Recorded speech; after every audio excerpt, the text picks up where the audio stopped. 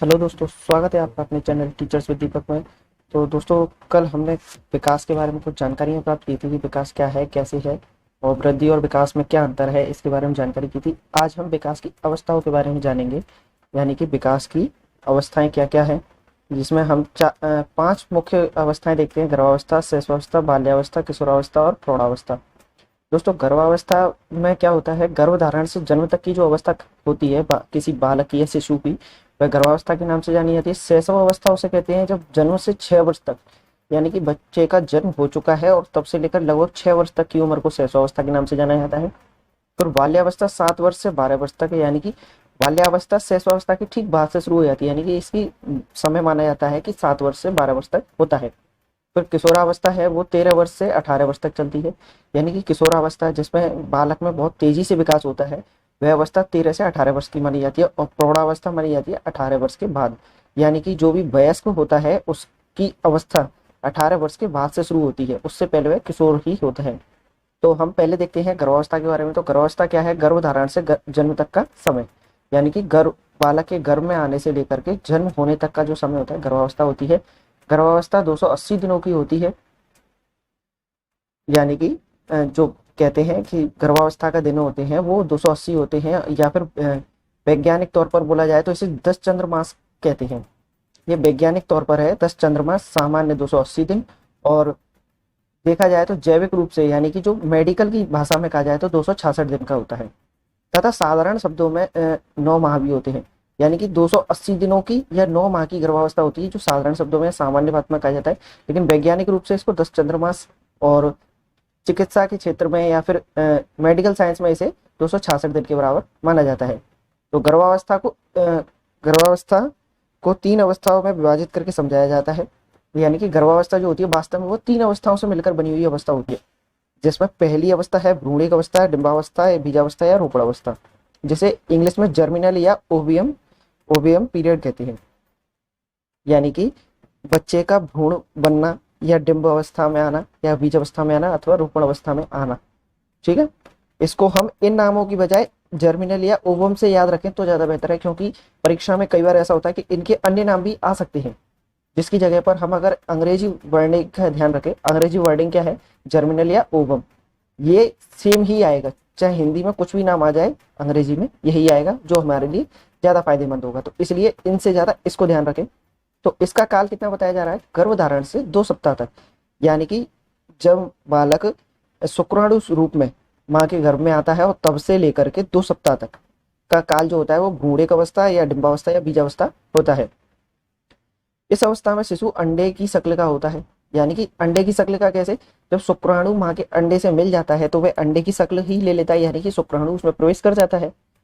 इसका आकार पिन के हेड के बराबर होता है, जिसे युक्ता कहा जाता है, यानी जो अपना पिन का हेड होता है, जो अपनी ऑल पिन होती है पेपर में लगाने वाली, उसका जो हेड होता है कुछ इसी प्रकार का इसका आकार होता है।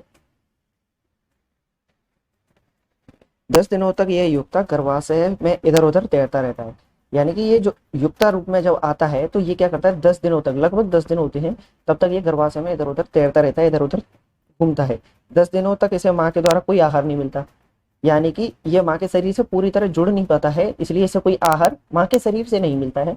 10 दिनों के बाद ये अंडा गर्भाशय की दीवार से चिपक जाता है, यानी कि पहले ये 10 दिन तक ये अंडा चारों तरफ घूमता रहेगा गर्भाशय के अंदर अंदर, और जब ये 10 दिन हो जाएंगे, उसके बाद लगभग 10 दिन हो जाएंगे, उसके बाद क्या करता है? गर्भाशय की दीवार से चिपक जाता है तथा इसे माँ के द्वारा आहार मिलने लगता है। इसे रोपण क्रिया के नाम से जाना जाता है।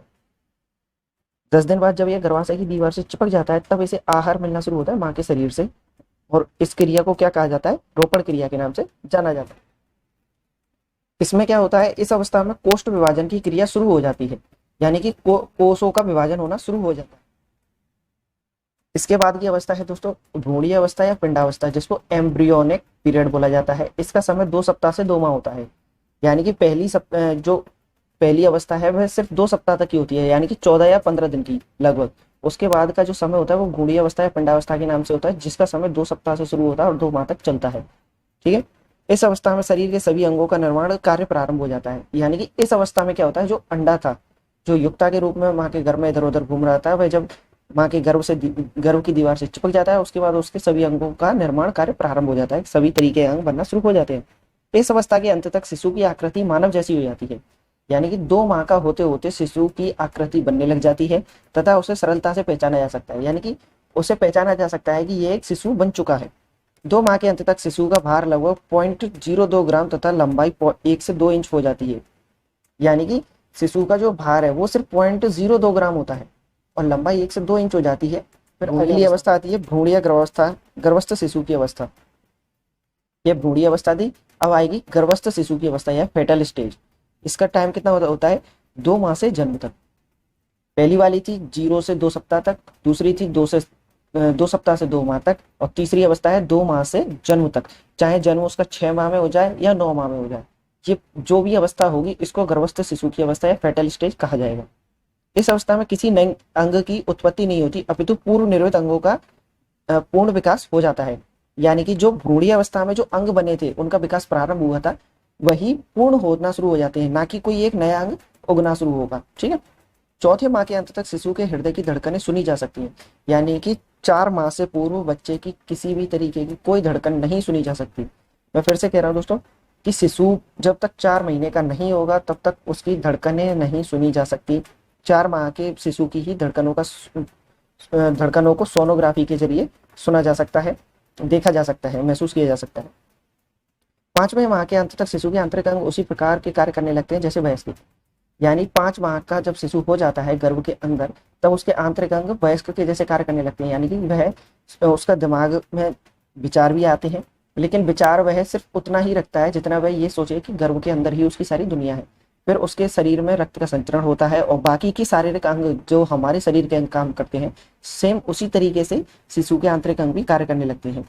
जन्म के समय वह शिशु अपरिपक्व कहलाता है जिसका वजन 2.5 केजी से कम हो, यानी कि जिस शिशु का जन्म 2.5 किलो से कम होता है वह अपरिपक्व कहलाता है।